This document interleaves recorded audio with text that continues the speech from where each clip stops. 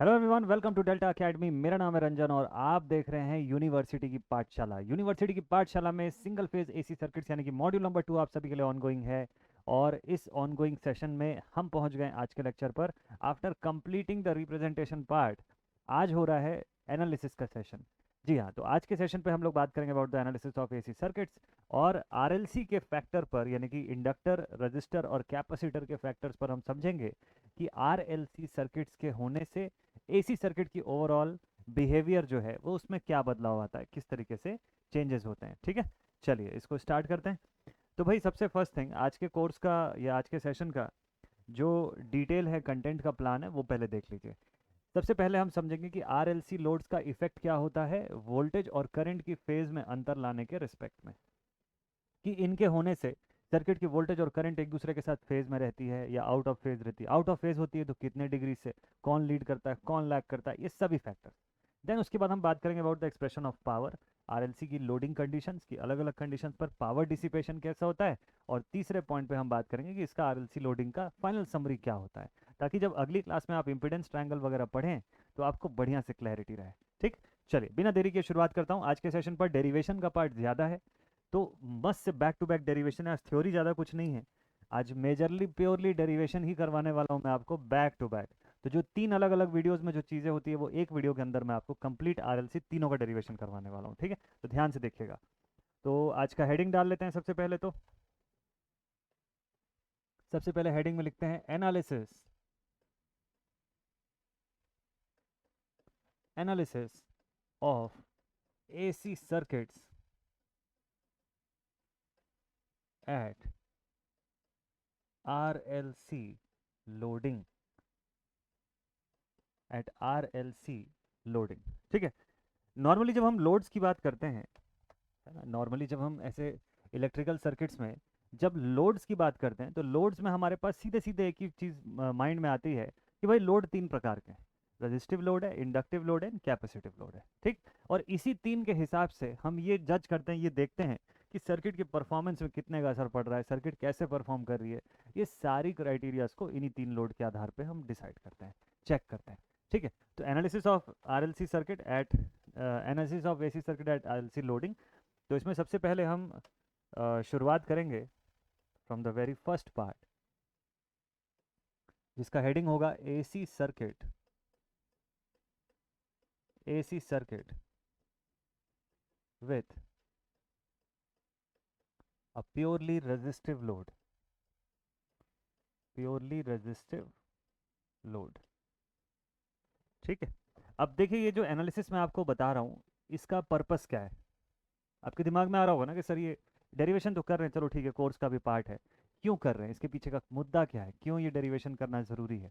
तो मैं आपको कारण बता दूं, ये डेरिवेशन इसलिए कर रहे हैं हम लोग कि यहाँ पर हम करंट और वोल्टेज का रिलेशन स्टैब्लिश करना चाहते हैं कि एक प्रकार का लोड जब सर्किट में आता है, एक स्पेसिफिक प्रकार का लोड, तो वो सर्किट के सप्लाई वोल्टेज और करंट के बीच क्या रिलेशन स्टैब्लिश करवाता है, उनको एक ही फेज में रखता है या उनको फेज अपार्ट कर देता है। अगर फेज अपार्ट करता है तो कितने डिग्री से, और किसको लीड करवाता है, किसको लैग करवाता है, सारा कुछ समझना है हमको इसके अंदर। ठीक है, तो चलिए AC circuit containing a purely resistive load का कंडीशन देखेंगे।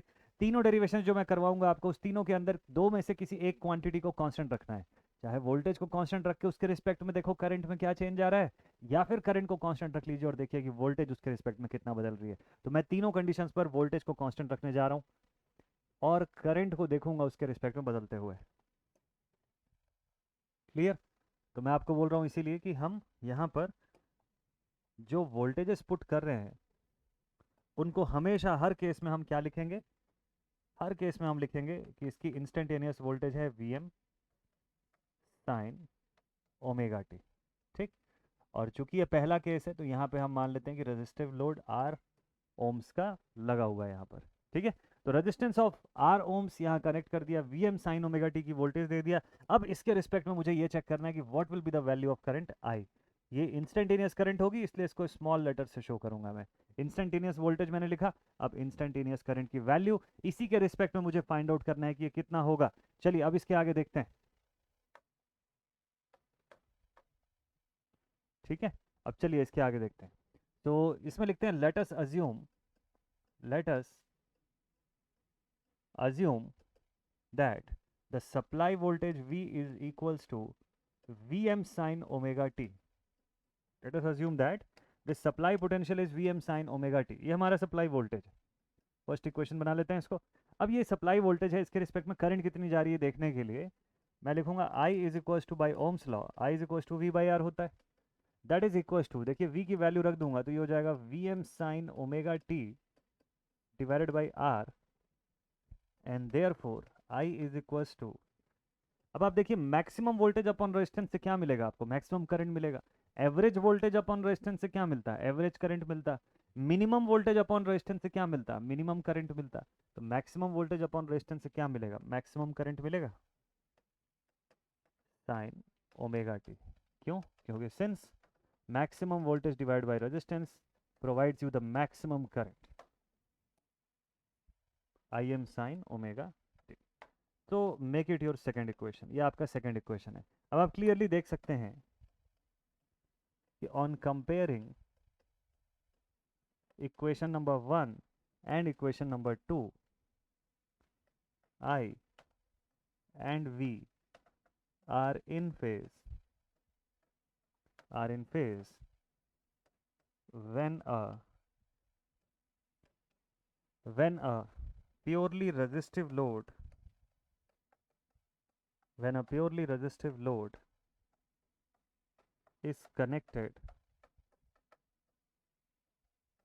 across AC supply. बोलिए ये पॉइंट सबको क्लियर हुआ कि नहीं हुआ. बहुत ही आसान सा पॉइंट था ये वाला, एकदम ध्यान से देखिएगा, एक ही बार में आपको समझ में आ जाएगा.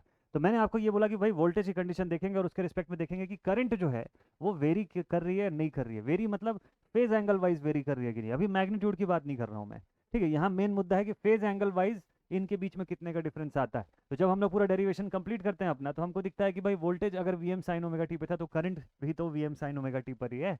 तो मतलब फेज एंगल वाइज तो दोनों एक ही जगह पर है. तो मतलब अगर रजिस्टिव लोड का केस है तो आपके जो फेजर डायग्राम आप जो यहाँ पे क्रिएट करेंगे या जो ट्रेस करेंगे, it should be like this. ये ऐसा दिखेगा आपको, देखिए.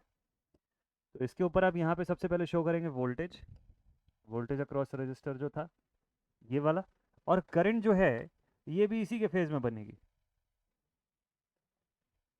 तो करंट या सप्लाई करंट या current flowing through the resistor आप बोल सकते हैं, इट विल बी हियर.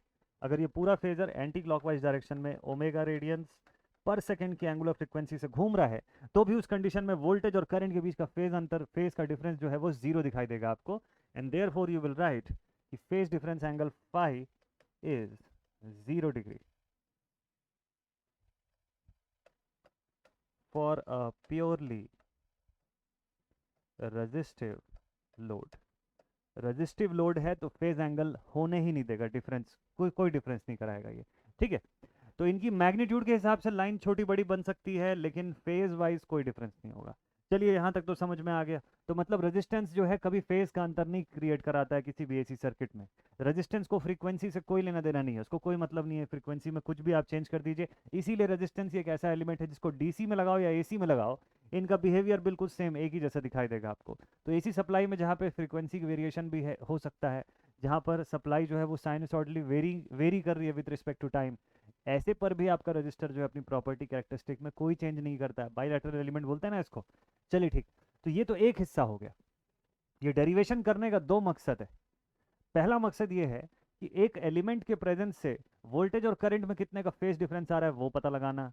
दूसरा मकसद ये है कि उसी एलिमेंट की प्रेजेंस की वजह से इस सर्किट में कितना पावर का डिसिपेशन होगा ये भी पता लगाना है, ठीक. तो चलिए दूसरे एस्पेक्ट पे लेके चलता हूं आपको. Now the power dissipation, heading डालते हैं, इसी के सब हेडिंग है इसी का, power dissipation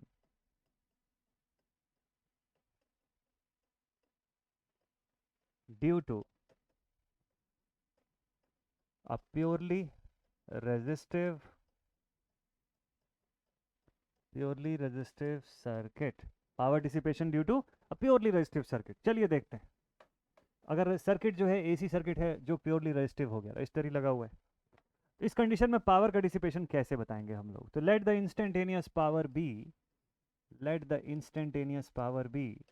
we I, instantaneous voltage into instantaneous current. Okay, voltage की वैल्यू आपने कितनी निकाली बताइए क्वेश्चन में, मतलब अपने डेरिवेशन में this was V M sine omega T, और करंट कितना लिखा आपने, I M sine omega T. Okay, बहुत ही बढ़िया। तो और इसको थोड़ा सा इलेबरेट करें तो ये हो जाएगा V M into I M into sine square theta. अच्छा, ठीक है भाई, साइन स्क्वायर थीटा हो गया, और सिंप्लीफाई कर देते हैं, P is equals to V M I M 1 - cos 2 theta by 2। बहुत ही शानदार, लिख लीजिए इसको, ऐसा भी लिख लीजिए। अब इसके बाद यहाँ से दो चीज़ें, क्या क्या दो चीज़ें, अब इसके बाद आप लिखेंगे कि नेग्लेक्टिंग द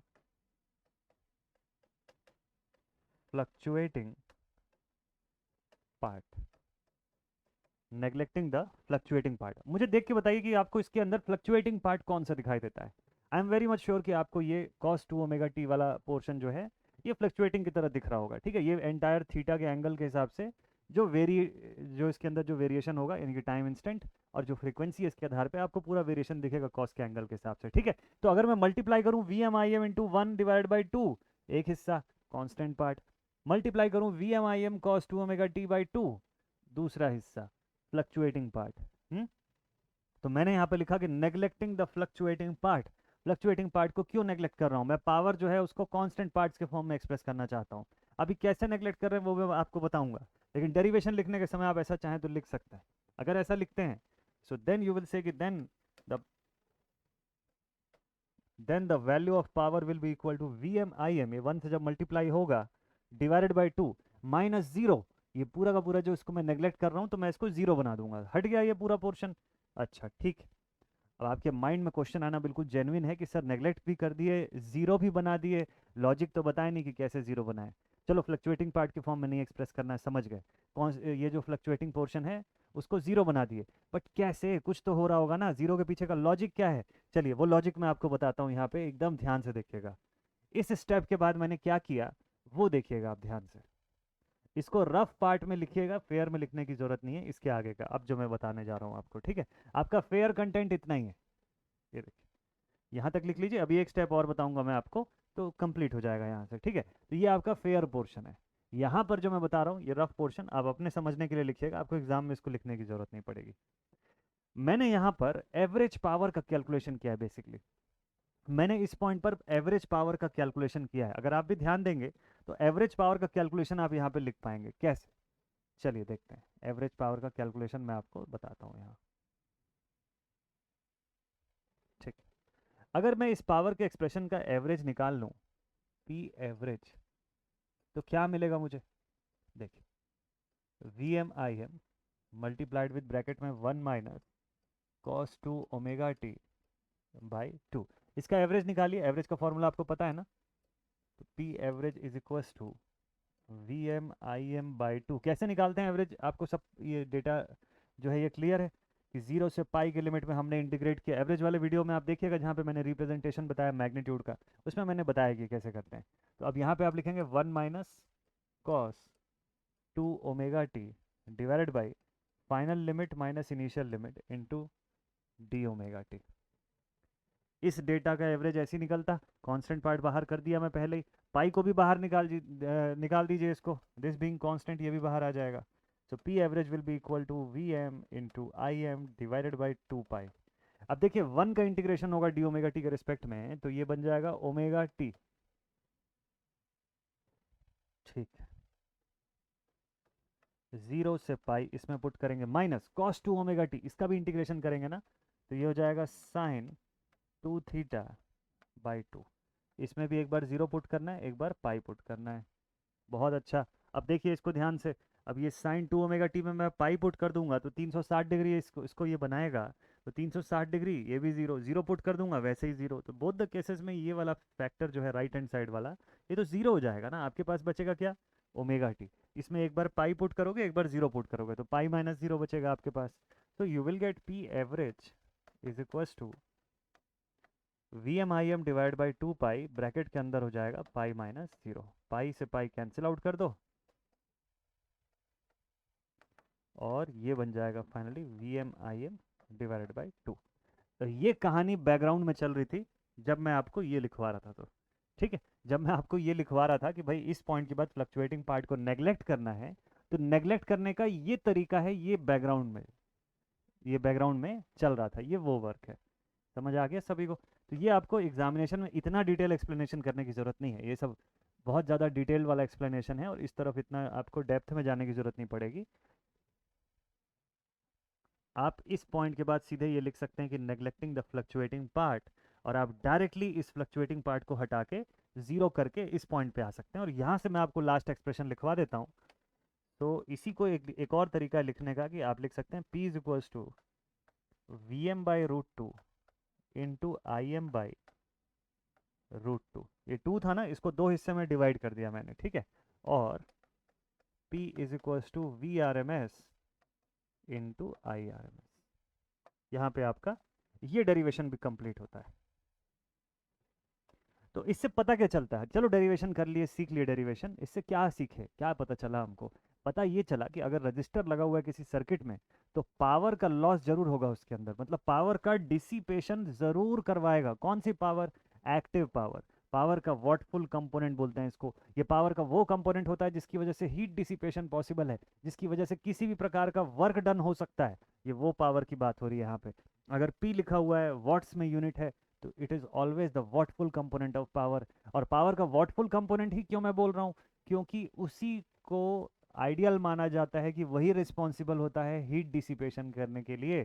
सर्किट से जो वर्क डन होता है उसके लिए अगर कोई पावर रिस्पॉन्सिबल है, तो that is purely active power. ठीक है, आगे चल के आप पढ़ोगे पावर के डिटेल में इसके बारे में। तो ये डेरिवेशन आपका, ये लेफ्ट हैंड साइड पे जो मैंने लिखा हुआ है, यही एंटायर डेरिवेशन है, इसी को आप कवर करिएगा, इसी को पढ़िएगा, ठीक है। और राइट हैंड साइड में एक्सप्लेनेशन भर है उसका, तो आप चाहें तो उसे देख सकते हैं अपने समझने के लिए। एग्जाम में उसको लिखना ऐसा कोई कंपलसरी नहीं होता है। टाइम है अगर एडिशनली तो लिख लीजिएगा, अदरवाइज उसको लिखने की बहुत ज़्यादा नीड नहीं है, ठीक है। तो देखिए इस पॉइंट के बाद से हम लोग पहुंच गए यहाँ पर, यहाँ पर, यहाँ से गए थे, यहाँ से वापस आए, ठीक। तो हमको समझ में आ गया ना कि पावर का डिसिपेशन जो है वो हो रहा है रजिस्टिव लोड के केस में। चलिए बढ़िया। अब इसके बाद हम लोग चलते हैं नेक्स्ट अगले पॉइंट पर, और अब बात करते हैं इंडक्टिव लोड के बारे में। तो नेक्स्ट पॉइंट नंबर 2, इसमें लिखेंगे AC circuit containing AC circuit containing a purely inductive load, a purely inductive load।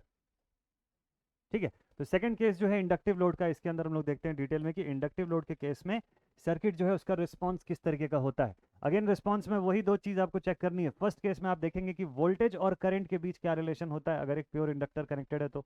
और दूसरे केस में आप चेक करेंगे कि सर्किट में पावर का डिसिपेशन जो है उसमें क्या चेंजेस आते हैं, क्या वाकई में पावर डिसिपेट होता है या नहीं होता है। ठीक है, एक्टिव पावर की मैं बात कर रहा हूँ। तो सबसे पहला काम आपको ये करना है कि यहाँ पर एक सर्किट ड्रॉ करेंगे जिसके अंदर एक इंडक्टिव लोड को रिप्रेजेंट करेंगे। तो यहाँ पर इंडक्टिव लोड शो कर लेते हैं। केस अभी भी वही है, मैं अभी इस बार भी वोल्टेज को कांस्टेंट लेने वाला हूँ यहाँ पर। तो वोल्टेज जो है इट विल रिमेन कांस्टेंट, और इंडक्टर जो है यहाँ पर कनेक्टेड रहेगा एल हेनरी का। सप्लाई वोल्टेज की value V M sine omega T, और इसके रिस्पेक्ट में हमको देखना है कि इंस्टेंटेनियस वैल्यू ऑफ करंट कितनी आएगी। ठीक है, तो चलिए इसमें भी स्टार्ट करते हैं फटाफट से डिराइव करना। तो यहाँ पे लिखते हैं लेट अस अज्यूम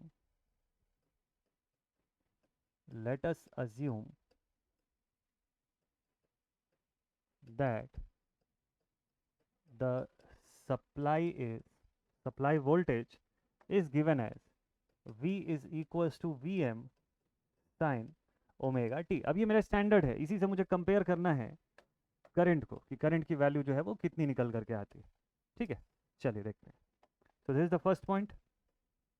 अब इसके बाद देखिए इंडक्टर लगा हुआ है, यानी कि कॉयल की अगर बात हो रही है तो ईएमएफ का इंड्यूस होना जो है वो डेफिनेटली आपको यहाँ पर एमिनेंट रहेगा, मिलेगा ईएमएफ का इंडक्शन। ठीक है, तो ईएमएफ जो इंड्यूस होगी हम लोग उसको लिखते हैं E is equal to minus N D phi by D T. Faraday's law of electromagnetic induction में आपने पढ़ा हुआ है इस चीज़ को। और जहाँ पर सिंगल फेज एसी का जनरेशन की मैं बात कर रहा था वहाँ पर भी मैंने आपको ये पॉइंट लिखवाया था। ठीक, अब ये जो एक्सप्रेशन है ये कौन सा एक्सप्रेशन है? This is a this is the what, this is a magnetic form of expression ना। यहाँ पे जितनी भी क्वांटिटीज लिखी हुई है सब मैग्नेटिक रिप्रेजेंटेशन है, चाहे फाई लिखा हो, चाहे ई लिखा हो, या एन के फॉर्म में लिखा हो। और हमको किसकी वैल्यू चाहिए, हमको करंट की वैल्यू चाहिए with respect to that voltage. तो अगर करंट का एक्सप्रेशन आपको चाहिए तो मैग्नेटिक एक्सप्रेशन से तो नहीं आएगा, इसको इक्विवेलेंट करंट एक्सप्रेशन में या इलेक्ट्रिकल एक्सप्रेशन में आपको कन्वर्ट करना पड़ेगा, ठीक है। तो मैं यहाँ पर इसका इलेक्ट्रिकल इक्विवेलेंट बनाऊंगा, तो इसका ई का इलेक्ट्रिकल इक्विवेलेंट हो जाएगा माइनस ऑफ वी, माइनस क्यों लगाया बताऊंगा आपको मैं कारण। एन का इक्विवेलेंट हो जाएगा एल, और फाई का इक्विवेलेंट हो जाएगा आई। मैग्नेटिक सर्किट्स में जब ये पढ़ेंगे तो मैं आपको और एक बार डिटेल में ये पूरा फैक्टर बताऊंगा, ठीक है। अभी के लिए बस इतना समझ लीजिएगा। ईएमएफ जो होता है उसका इलेक्ट्रिकल इक्विवेलेंट होता है पोटेंशियल या वोल्टेज, लेकिन माइनस साइन जो है वो लेंज लॉ की वजह से लगता है। आप जैसे देखिए यहाँ पर माइनस साइन लगा हुआ है, E is equal to minus N D phi by D T. भाई फराडे का नियम कहीं नहीं बोलता है कि माइनस साइन लगेगा, वो लेंस का नियम बताता है कि वहाँ पर आपको माइनस साइन से ये दिखाना पड़ेगा कि ये जो क्वांटिटी बनी है ये अपनी कॉज को, जिसकी वजह से ये बनी है, उसके अगेंस्ट चल रही है, उसको अपोज कर रही है। सो उसके लिए आपको माइनस साइन शो करना पड़ता है। यही चीज़ जब आप डायनेमिक सिस्टम्स के लिए जब लेते हैं ईएमएफ का, तो वहाँ पर आप लेफ्ट हैंड रूल या राइट हैंड रूल जो है उसका इस्तेमाल करते हैं फ्लेमिंग के, ठीक है। और जब आप ऐसे स्टैटिक फॉर्म की बात करते हैं तो उसके अंदर, या चेंजिंग मैग्नेटिक फील्ड की जब बात करते हैं, तो उसके अंदर आपको लेंज लॉ का यूज़ करना पड़ता है। तो वैसे ही यहाँ पर ईएमएफ जो है उसका इलेक्ट्रिकल इक्विवेलेंट होगा वोल्टेज, लेकिन माइनस साइन से ये पता चलेगा कि ये उसको अपोज कर रहा है। एन जो है नंबर ऑफ टर्न्स, वो वो जो है वो इंडक्टेंस को रिप्रेजेंट कर सकता है इलेक्ट्रिकली। मतलब ये सब जो बता रहा हूँ मैं ये एनालॉगस क्वांटिटी है, इसको डायरेक्टली इक्वल बोलना सही नहीं रहेगा। They are all basically analogous quantity. Analogous का होता है समान, एक जैसा, एक जैसा, लेकिन इक्वल नहीं। इक्वल वर्ड जो होगा वो थोड़ा गलत हो जाएगा। इक्वल मतलब वो मैग्नीट्यूड और यूनिट्स को भी कंपेयर कर देगा, तो इसलिए इक्वल मैं नहीं बोल रहा हूँ वर्ड। एनालॉजी मैं इसलिए बता रहा हूँ क्योंकि एक समान है, ठीक है। एक समान बिहेवियर शो करेंगे अपनी अपनी सर्किट में ये लोग। तो ये काम, ये तीनों क्वांटिटीज अपनी मैग्नेटिक सर्किट में जैसा बिहेव करेगा, वैसे ही ये तीनों क्वांटिटी अपनी इलेक्ट्रिकल सर्किट में बिहेव करेंगे, ठीक है। हालांकि सबकी यूनिट्स अलग अलग है, सबके रिप्रेजेंटेशन अलग अलग है, ठीक है। तो देखिए, और वैसे ही फाई जो है फ्लक्स, उसको मैंने एनालॉगस दिखा दिया इलेक्ट्रिकल सर्किट के करंट से। तो अब जब आप नया इक्वेशन बनाओगे इसी Faraday's law of electromagnetic induction को रिप्रेजेंट करता हुआ, तो आप इसको फिर से आप लिख सकते हो, और minus of V is equal to minus of L D I by D T. अब देखिए, मुझे करंट का एक्सप्रेशन चाहिए था, करंट का एक्सप्रेशन आ गया यहाँ पे। करंट का एक्सप्रेशन चाहिए था, अब यहाँ करंट का, इंस्टेंटेनियस करंट का एक्सप्रेशन आ गया। इसी की वैल्यू मुझे फाइंड आउट करनी है इस पूरे डेरिवेशन के दौरान, ठीक है। माइनस साइन कैंसिल आउट हो गया, वी की जगह पे लिख लीजिए इसकी वैल्यू। तो वी की जगह पे आप लिखेंगे V M sine omega T is equals to L D I by D T. तो अब डी टी को उधर भेज दीजिए, एल को इस तरफ भेज दीजिए, ये हो जाएगा integration of D I is equals to integration of, चलो वी एम बाई एल को तो मैं बाहर निकाल लेता हूँ, साइन ओमेगा टी फिर भी बच जाएगा अंदर। और देखिए ये डी टी गया उस तरफ, तो मतलब डी टी के रिस्पेक्ट में इंटीग्रेट करना आपको, ठीक है। डी ओमेगा टी नहीं है यहाँ पे, तो ठीक है। चलिए नेक्स्ट पॉइंट पर लेकर के आते हैं। तो डी आई का इंटीग्रेशन आपने कर लिया, आपको मिल गया यहाँ पे आई, इस तरफ है वी एम बाई एल, और साइन ओमेगा टी का इंटीग्रेशन आपने कर लिया, आपको मिल गया माइनस ऑफ कॉस, एक चीज़ और, हाँ, minus of cos omega T upon omega, ठीक है। So therefore I is equals to V M by omega L. Cos omega T वो भी नेगेटिव वाला है, ठीक है। देखिए मुझे कंपेयर किससे करना है, साइन ओमेगा टी से, और वो कॉस के अगर फॉर्म में है तो दोनों की तो ट्रिग्नोमेट्रिक आइडेंटिटी अलग अलग है, कंपैरिजन कैसे होगा, तो मुझे इसको साइन में चेंज करना पड़ेगा या उसको कॉस में बदलना पड़ेगा। तो भाई साइनोसॉइडल वेव के बारे में पढ़ रहे हैं तो साइन में ही होना आइडियल कंडीशन हो सकती है, तो इसको साइन में कन्वर्ट कर लेते हैं। तो इनटू साइन ओमेगा टी के साथ हमको देखना है क्या रिलेशन है, तो sine of omega T minus 90 degrees. देखिए मुझे इस माइनस साइन को भी हटाना है, और ओमेगा टी के रेफरेंस पे बताना है कि ओमेगा टी से फिर बताना है कि 90 डिग्री लीड हो रहा है या लैग हो रहा है। ये कंडीशन हो गया, चलिए ठीक है। By ohm's law, by ohm's law we know that I is equals to V by, अब इंडक्टर है तो आर मत लिखिएगा, एक्सएल लिखिएगा आप। इंडक्टर है तो हमको पता है ना, current I is equals to V by X, reactance. तो एक्सेल की वैल्यू इससे अगर मैं कंपेयर कर लूँ तो आई इज इक्वल्स टू ये पूरा डेटा जो है ना, ये देखिए ये वाला जो पूरा डेटा है ये वी है, और ये वाला जो डेटा है ये एक्स है। ठीक, तो v मतलब V M sine omega T minus pi by two divided by omega L, ये हो गया। तो इसको देख के समझ में आ रहा है क्या कि therefore X L is equal to omega L होता है, मतलब इंडक्टिव रिएक्टेंस जो होती है किसके बराबर होती है, ओमेगा एल के बराबर होती है। इसी इक्वेशन से मिला आपको। ठीक है, this is further equal to 2 pi F into L. 2 pi F कहाँ से आया, ओमेगा से आया। ओमेगा का मतलब 2 पाई एफ, ओमेगा मतलब एंगुलर फ्रिक्वेंसी, जिसको रेडियंस पर सेकंड में बताते हैं हम लोग। ठीक है, तो उसको आप अगर आप फ्रीक्वेंसी इन हर्ट्ज के फॉर्म में शो करना चाहते हो तो 2 पाई से मल्टीप्लाई करके ये वैल्यू आती है। ठीक है, मल्टीप्लाइड विद एल। इस पूरे एक्सप्रेशन की यूनिट क्या होती है, इस पूरे एक्सप्रेशन की यूनिट होती है ओम्स। इस पूरे एक्सप्रेशन की यूनिट होती है ओम्स। ठीक है, चलो भाई बढ़िया, इस पूरे एक्सप्रेशन की यूनिट भी आ गई ओम्स लॉ के हिसाब से। अब एक काम करते हैं कि मैं यहाँ पर ओमेगा एल की जगह पे एक्सएल पुट कर देता हूँ। हाँ, so therefore I is equals to V M upon X L into sine omega T minus 90 degree, या माइनस पाई बाई टू, आपको जिस भी फॉर्म में लिखना है आप लिख सकते हैं। अब देखिए मैक्सिमम वोल्टेज अपॉन रिएक्टेंस से क्या आएगा, मैक्सिमम करंट ही तो आएगा। तो या फिर यू कैन से कि I is equals to I M sine omega T minus pi by two. तो this is my second expression. अगला एक्सप्रेशन मेरे पास आ चुका है, इक्वेशन नंबर 2। अब आप दोनों इक्वेशंस को जरा कंपेयर कर लीजिए। एक तरफ वोल्टेज की इक्वेशन ऊपर, ये इक्वेशन जो फर्स्ट नंबर पे आपने लिखा V M sine omega T जो रेफरेंस पे था, और करंट आ गया आपका I M sine omega T minus pi by two, reference से भी 90 डिग्री पीछे। तो अब आप अगर इसका फेजर रिप्रेजेंटेशन बनाते हैं तो ये कुछ ऐसा बनता है। इंडक्टर के केस में अगर वोल्टेज को रेफरेंस लिया जाए, अगर आप वोल्टेज को रेफरेंस के तौर पे देखते हैं यहाँ पे वी एल, ठीक है, तो करंट जो है उससे कहाँ दिखाई देगी आपको, करंट उससे 90 डिग्री पीछे दिखाई देगी आई। इनके बीच ऐसा 90 डिग्री का फेज डिफरेंस दिखाई देगा। अगर ये पूरी की पूरी फेजर ओमेगा रेडियंस पर सेकंड की एंगुलर फ्रीक्वेंसी से एंटी क्लॉकवाइज डायरेक्शन में घूम रही है तो वीएल आगे चलता हुआ दिखाई देगा as compare to current, inductor का केस। ठीक है, मतलब फाई की वैल्यू कितनी आ गई, 90 डिग्री। और क्या कंडीशन आ गया, voltage leads from current ideally by 90 degree, और प्रैक्टिकली कितनी भी वैल्यू हो सकती है लेकिन लीड जरूर करेगा। इसी को लिखने का दूसरा तरीका कि करंट लैग कर रही है वोल्टेज से बाई 90 डिग्री, दोनों तरीके से लिख सकते हो। ठीक है, इसी को लिखने का और तरीका, और the current lags from voltage by 90 degree ideally.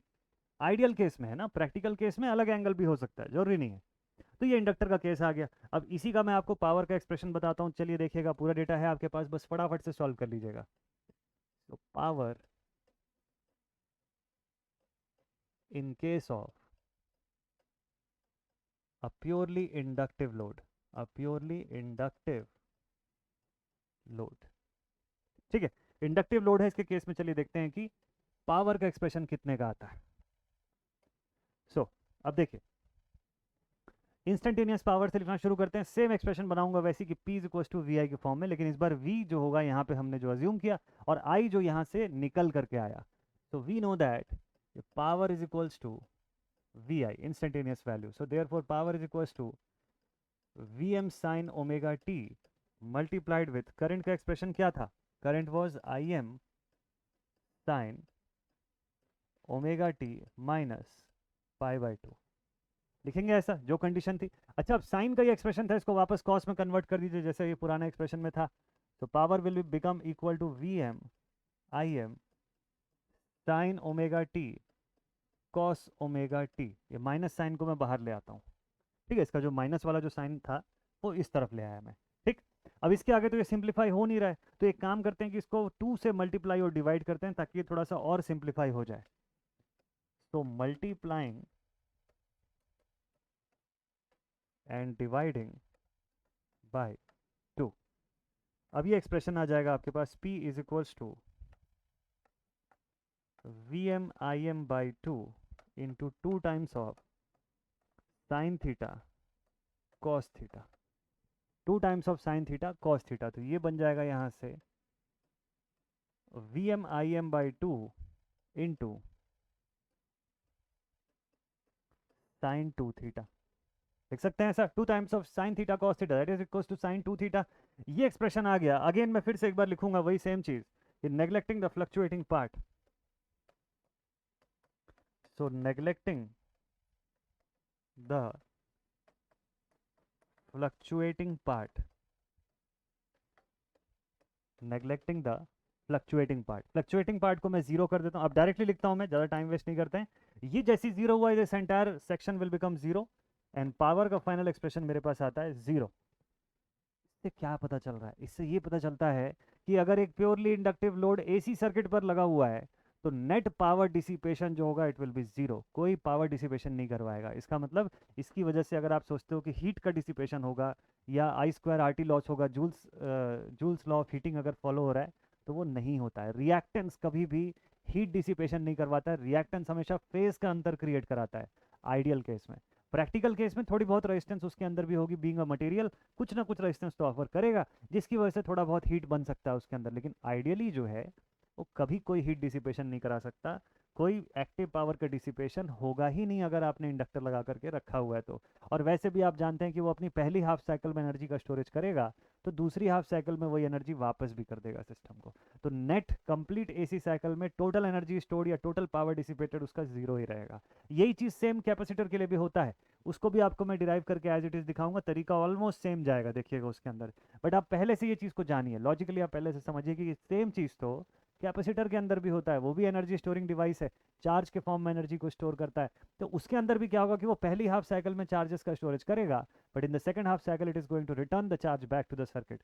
तो ऐसा जब वो करेगा तो नेट कंप्लीट 360 डिग्री की साइकिल पर कुछ नहीं स्टोर करेगा, कोई पावर डिसिपेशन नहीं होना चाहिए आइडियली उसके अंदर। चलो करके देखते हैं उसका सोल्यूशन। तो तीसरा और आखिरी पार्ट इस डेरिवेशन का, डेरिवेशन का third and the last part is AC circuit containing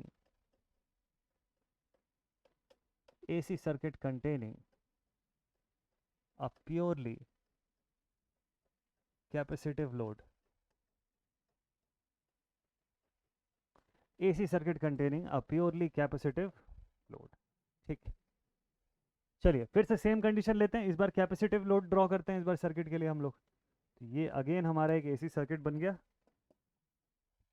voltage लगा देंगे यहाँ पे कैपेसिटर,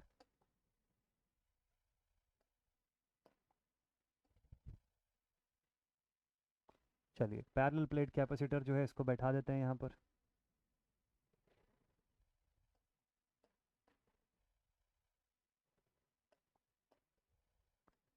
सप्लाई वोल्टेज जो है इस बार भी मैं सेम रखूंगा, सप्लाई वोल्टेज को तीनों डेरिवेशन में डिट्टो सेम रखने वाला हूँ कि let us assume we have the supply voltage Vm sin omega t। ठीक है, इतने वोल्ट्स का सप्लाई पोटेंशियल है, इसके रिस्पेक्ट में हमको करंट चाहिए। अगर ये कैपेसिटर C फैरेड्स का लगा हुआ है तो C फैरेड का कैपेसिटर इस सप्लाई के अक्रॉस जुड़ गया, प्योरली कैपेसिटर है, कोई रजिस्टर वजिस्टर नहीं अज्यूम कर रहे हैं हम लोग। तो देखते हैं कि क्या होता है। तो चलिए फिर से मैं लिखूंगा यहाँ पे late us assume, let us assume the supply, let us assume the supply is, let us assume that इस बार जो सप्लाई वोल्टेज है हमारा V is equals to Vm sine omega T है, V is equals to Vm sine omega T. ठीक है, अब इसके respect में करंट देखना है कि कितना है। तो अब हम लोग सबसे पहले तो ये समझते हैं कि अगर कैपेसिटर का केस है ना तो कुछ ना कुछ चार्ज स्टोरेज कर रहा है वो, और अगर चार्ज स्टोरेज कर रहा है तो कितना चार्ज स्टोरेज जो है वो कर रहा है। तो हमको पता है कि भाई Q is equal to CV होता है, Q is equal to CV होता है। ठीक है, charge store by the capacitor is given है Q is equal to CV। मुझे कोई ऐसा तरीका बताइए जिससे इस Q का एक्सप्रेशन का यूज़ करके मैं करंट के एक्सप्रेशन में इसको कन्वर्ट कर दूँ। ठीक है, मेरा मेन मोटिव तो ये है कि मुझे किसी भी तरीके से करंट की वैल्यू बताने का मौका मिल जाए कि भाई करंट इतने वैल्यू की जा रही है, ऐसा कुछ हो जाए। और ये कब पॉसिबल है? जब इस क्यू के एक्सप्रेशन का मैं कुछ करूँ, तो मुझे पता है करंट को मैं कैसे एक्सप्रेस कर सकता हूँ, current I is equal to d q by D t, rate of flow of charges with respect to time. तो since I is equal to d q by D t, so therefore I can say कि I current is given as d by dt of CV. अच्छा, V क्या है, instantaneous value of voltage, जिसका expression क्या होता है वो आपको पता है, पुट कर दीजिए इसके अंदर. So I is equal to C times of d by dt of Vm sin omega t. अच्छा, Vm भी कांस्टेंट है, इसको भी बाहर निकाल लीजिए. तो I is equal to C times of Vm d by dt of sin omega t. अब है हमारे पास साइन ओमेगा टी और डिफरेंशिएट कर रहे हैं इसको डी टी के रिस्पेक्ट में. ठीक, तो इसकी वैल्यू क्या आ जाएगी, so I is equal to C V m, d t के रिस्पेक्ट में होगा ना, तो ये बन जाएगा क्या, ये बन जाएगा omega into cos omega T. Omega cos omega T ये बन जाएगा यहाँ पे. अच्छा, कॉस का एक्सप्रेशन भी हमको नहीं चाहिए क्योंकि हमको तो साइन से कंपेयर करना है. तो फाइनली इसको थोड़ा सा और मॉडिफाई करेंगे, we will say I is equal to omega C V M into sine omega T plus pi by two, plus pi by, लिख सकते हैं ऐसा. पाई बाई टू यानी 90 डिग्री की मैं बात कर रहा हूँ यहाँ पे, और sign omega T plus 90 degree यानी लीड करता हुआ दिख रहा है. बट एक दिक्कत है, ये ओमेगा सी वी एम का क्या करूँ, अगर मैं ओम्स लॉ से भी कंपेयर करता हूँ तो I is to V by Z चाहिए या वी बाई एक्स चाहिए. तो वी के अपॉन में तो कुछ है ही नहीं मेरे पास. तो मेरे पास ये जो फ्लक्चुएटिंग कंपोनेंट है जो रेडियंस के फॉर्म में दिखाई दे रहा है, इसको मुझे लेकर के आना पड़ेगा किसमें, रिएक्टेंस के फॉर्म में, मतलब अपॉन में लाना पड़ेगा. तो कैसे ला सकता हूँ, तो इसी को लिखने का एक और तरीका है मेरे पास की, और I is equal to V M sine omega T plus pi by two upon 1 upon omega C. लिख सकते हैं ना ऐसा, मल्टीप्लाई में ओमेगा सी है तो अपॉन 1 अपॉन ओमेगा सी, ऐसा भी तो लिख सकता हूँ मैं. ठीक है, अगर ऐसा लिखेंगे तो अब comparing with Ohm's law, comparing with Ohm's law, comparing with Ohm's law, Ohm's law से कंपेयर करके आप लिखेंगे I is equal to V by X, V by X C, ऐसा लिखेंगे. तो एक्स सी की वैल्यू आपको मिल गई. So therefore X C is 1 upon omega C. This is further equal to 1 upon 2 pi F C. लिख सकते हैं ना ऐसा, 1 अपॉन 2 पाई एफ सी के फॉर्म में इसको लिख सकते हैं आप. इसकी वैल्यू भी ओम्स में. तो ये कंडीशंस होती है जहाँ से हमको रिएक्टेंस वगैरह की वैल्यू मिलती है. आपने कई बार ये फॉर्मूला देखा होगा, न्यूमेरिकल बनाने के समय बहुत जगह आप इस फॉर्मूले को यूज़ भी करेंगे. तो ये फॉर्मूला आता कहाँ से, इसी डेरिवेशन के अंदर से आता है. ठीक, चलिए तो अब इस डेरिवेशन को आगे कंटिन्यू करते हैं. तो यहाँ पर 1 बाई ओमेगा सी की जगह पे मैं एक्स सी लिख सकता हूँ ना, इस पूरे को वही लिखते हैं. चलिए तो अब इसका डेरिवेशन जो है आगे कंटिन्यू करते हैं. तो इसमें लिखेंगे therefore I is equals to V M upon X C into sine omega T plus pi by two. अब मैक्सिमम वोल्टेज अपॉन रिएक्टेंस से बताने की जरूरत नहीं है कि मैक्सिमम करंट ही आएगा. तो I am sine omega T plus pi by to, ये आ गया मेरे पास फाइनल एक्सप्रेशन. यहाँ तक सभी को समझ में आ गया. This is our final expression, that is expression number 2. अब इसको आप कंपेयर कर लो फर्स्ट एक्सप्रेशन से, आपको voltage V M sine omega t मिल रहा था, current I M sine omega T plus pi by two मिल रही है, यानी कि उससे भी लीड करती हुई दिखाई दे रही है. So on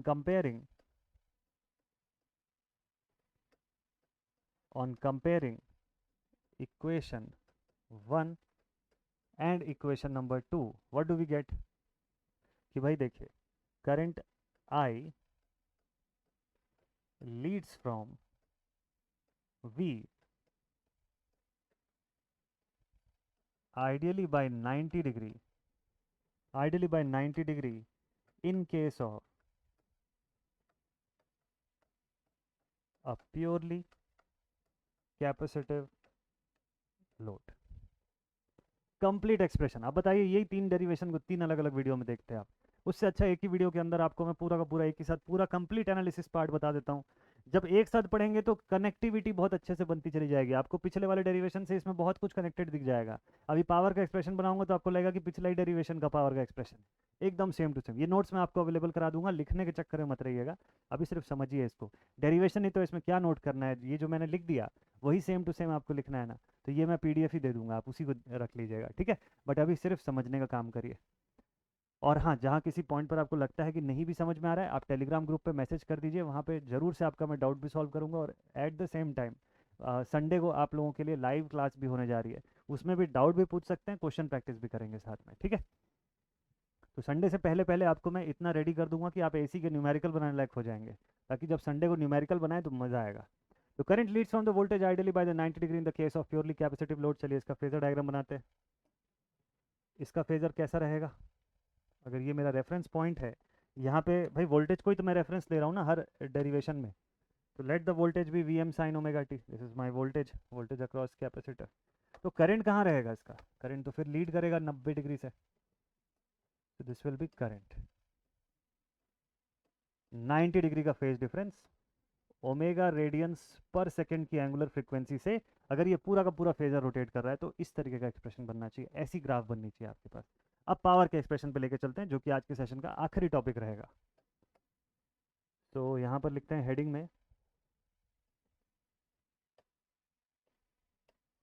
power in case of a purely capacitive load. Power in the case of purely capacitive load, अगर प्योरली कैपेसिटिव लोड लगा हुआ है तो पावर का एक्सप्रेशन क्या बताएगा, चलिए देखते हैं। बहुत ज़्यादा कोई टेंशन की बात नहीं, आराम से आप बता सकते हैं इसमें कि पावर की वैल्यू कितनी आएगी। भाई देखिए, पावर का स्टैंडर्ड एक्सप्रेशन हम लोग कैसे लिखते हैं, V I instantaneous V instantaneous I. तो कैपेसिटर के केस में वी और आई कितना कितना रखा आपने, therefore P is equals to V M sine omega T into I M sine omega T plus pi by to,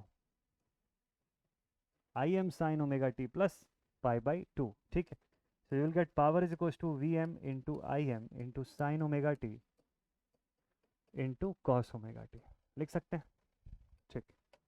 इसके आगे सिंप्लीफाई करने के लिए क्या है, सेम टेक्निक जैसे आप इंडक्टर के केस में करे थे, यहाँ से तो आप खुद ही डिराइव कर लेंगे, बट चलिए जल्दी जल्दी से मैं भी लिखवा देता हूँ। So multiplying and dividing by two, ये सिर्फ आपके नोट्स के लिए लिखवा रहा हूँ मैं, बाकी तो इसको आपको पता है कि अब यहाँ पे क्या हो रहा है। तो multiplying and dividing by two you will get the expression P is equals to V M I M by two into two times of sine theta cos theta. और फाइनली इसको और सिंप्लीफाई कर लोगे तो ये बन जाएगा V M I M by two into sine two theta. और लास्ट में आप इस पूरे एक्सप्रेशन का जब एवरेज निकालेंगे, या फिर अगर आप सीधे ये लिख दें कि neglecting the fluctuating part, neglecting the fluctuating part को पूरा जीरो बनाते हुए हमारे पास फाइनल एक्सप्रेशन आ जाएगा P is equals to zero. तो मेन इंपॉर्टेंट है, इस पोर्शन से ज़्यादा इंपॉर्टेंट है कि इसकी वर्किंग समझना, कि ये ऐसा हो क्यों रहा है, इसके अंदर ऐसा आखिर क्या चीज़ हो रहा है जिसकी वजह से ये एक्सप्रेशन जीरो आ रहा है। तो भाई कैपेसिटर पॉजिटिव हाफ साइकिल में जितनी एनर्जी स्टोर किया चार्जेस के फॉर्म में, नेगेटिव हाफ साइकिल में वापस भी तो कर दिया ना, उतना नेट पावर डिसिपेशन इसका जीरो हो गया। और कैपेसिटिव लोड है तो वो एक्टिव पावर कैसे डिसिपेट करेगा, हीट थोड़ी ना जनरेट कर देगा।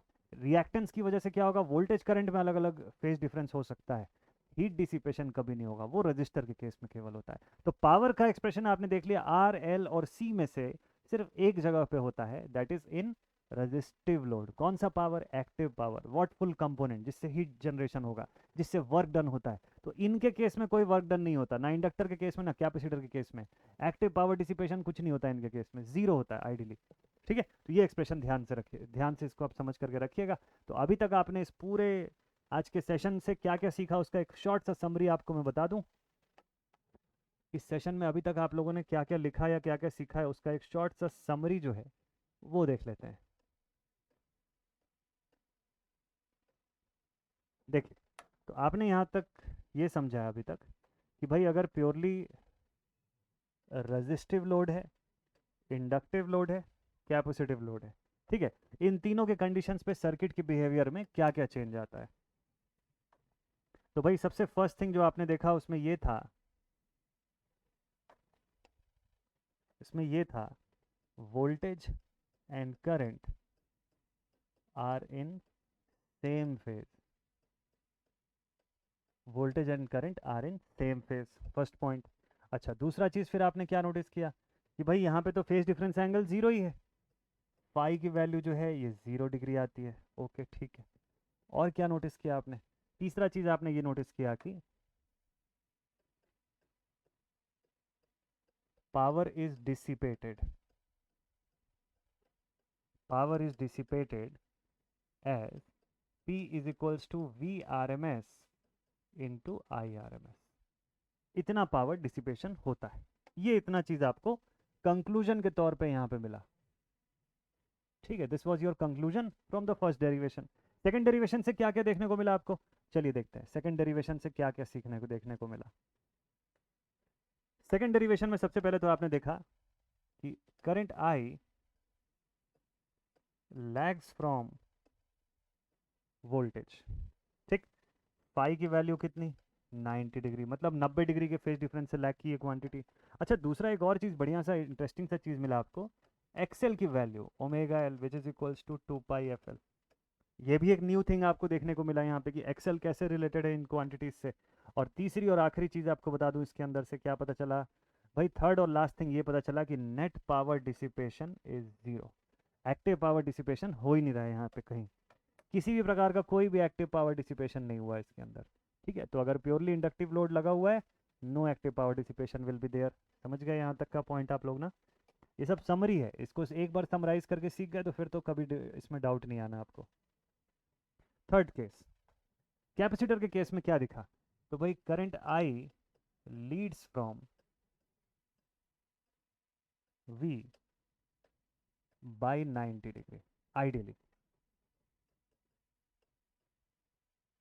आइडियली मतलब फेज डिफरेंस एंगल फाई की वैल्यू कितनी मिल गई आपको, 90 डिग्री की। ठीक है, और भाई सेकंड केस में आपने देखा कि XC की वैल्यू जो है ये 1/ओमेगा C आती है, जिसको कि 1/2 पाई FC भी लिख सकते हैं इन ओम्स। चलो ठीक है, ये भी अच्छी बात पता चल गई एक। ये देखिए, ये 2 पॉइंट्स हो गए। तीसरा कंडीशन यहाँ पर भी सेम है कि एक्टिव पावर डिसिपेशन हमको 0 वॉट्स का दिखा।